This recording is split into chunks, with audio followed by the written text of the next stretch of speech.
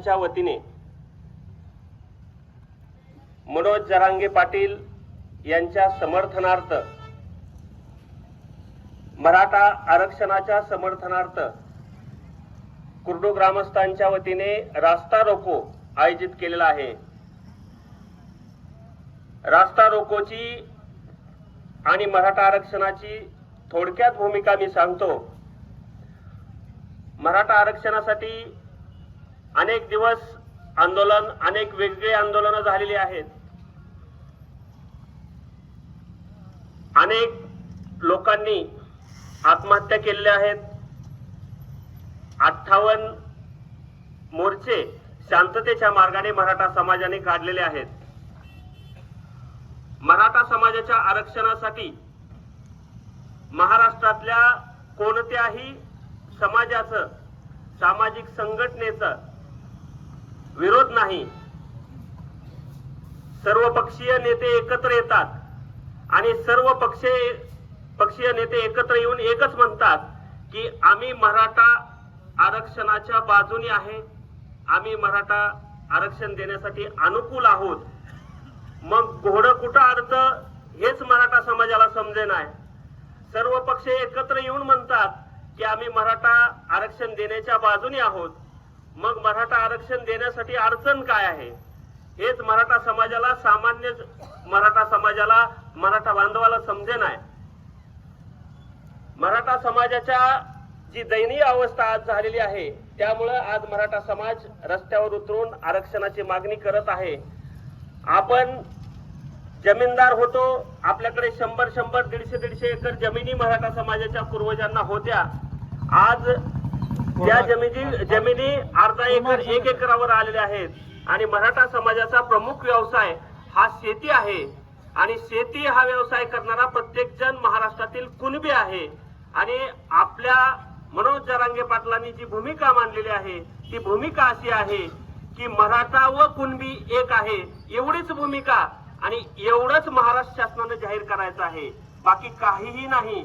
इतकं सोपं आरक्षण सुद्धा मराठा समाजाला हे सरकार देऊ शकत नाही, फक्त आश्वासन देतंय, परंतु मराठा समाजाला आरक्षण देण्यात ते मागं पुढे पाहतंय आणि सर्व पक्षाचं एकत्र येऊन सर्व पक्षांची बैठक बोलवून फक्त फार्स केला जातोय। आपण जर पाहिलं तर अनेक मराठा समाजामध्ये, मराठा कुटुंबामध्ये पती मराठा आहे आणि पत्नी कुणबी आहे आणि काही ठिकाणी पती कुणबी आहे आणि पत्नी मराठा आहे। मग मनोज जरांगे पाटील तेच म्हणतायत की मराठा व कुणबी हे जर पती पत्नीचं नातं होऊ शकतं तर मग मराठा व कुणबी वेगळा कसं काय? आणि हेच आपण सरकारला अनेक पुरावे देऊन सिद्ध करून दाखवलं आहे, तरी सुद्धा हा प्रत्येक पक्ष स्वतःची बाजू बळकट करण्यासाठी, स्वतःच राखण्यासाठी या मराठा समाजाला आरक्षण देण्यापासून वंचित ठेवत आहे। परंतु हा लढा जनसामान्यांचा, वंचितांचा आणि सर्व गरजवंत मराठ्यांचा मनोज जरांगे पाटील यांनी उभा केला आणि मनोज जरांगे पाटलांचं एकच आव्हान आहे, सर्व समाज बांधवांनी हे लक्षात ठेवावं।